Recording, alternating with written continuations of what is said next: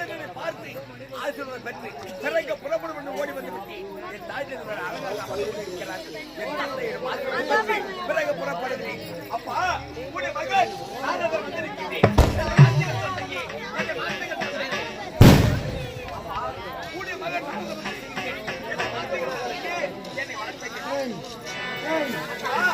அப்பா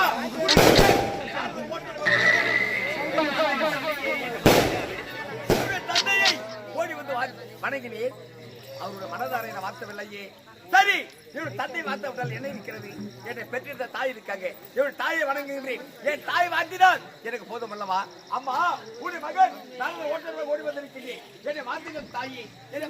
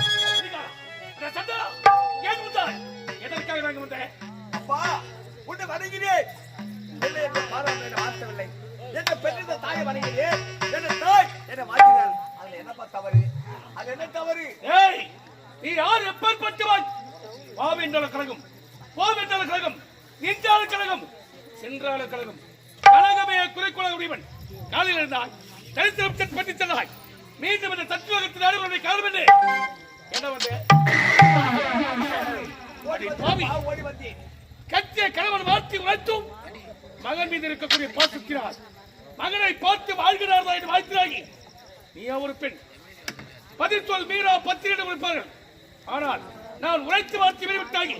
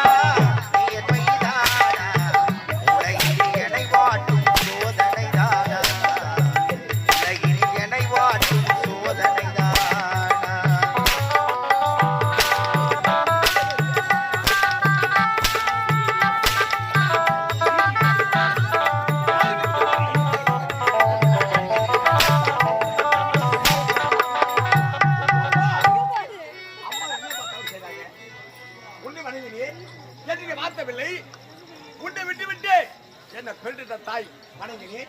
என் தாய் என்னை வாங்கினார்கள். அது என்ன குற்றம் கண்டுபிடித்து விட்டீர்கள்? என்ன சாட்சி கொண்டு கட்டி அடைகிறார்கள்? நீ யார்? எப்பேற்பட்டவன்? ஒரு கலகக்காரன்.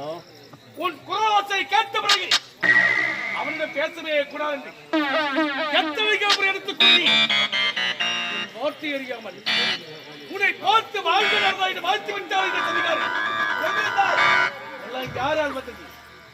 உன்னால் வந்ததடா. இதுவரையில் என் மனைவி நான் கருத்தொட்டு அடித்ததே கிடையாது. இன்று என் மனைவியை சாத்திக் கொண்டு வச்சிருக்கிறது. இதற்கெல்லாம் காரணமே நீதான். அட மடப்பையிலே வரலாமாய்க்கு ஏன் வந்தாய்? எதற்காக? பாட பாட முறை பதிக்க பதிக்க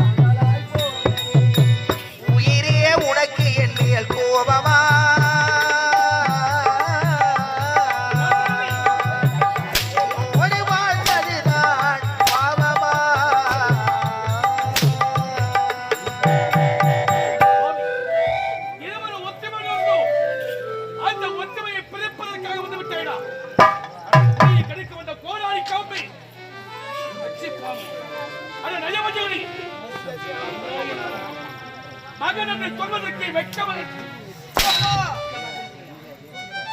விழிக்கவே கூடாது. இந்த சத்தியோகத்தில் மீண்டும் உன் பாதைக்கு படவே கூடாது. எப்போது ஒத்துமை இருந்த குடும்பத்தை பிரிக்க வந்தாயோ நீ எனக்கு மகன் கிடையாது, உனக்கு நான் தந்தை கிடையாது, என் முகத்தை விழிக்கவே கூடாது என்றாக சென்று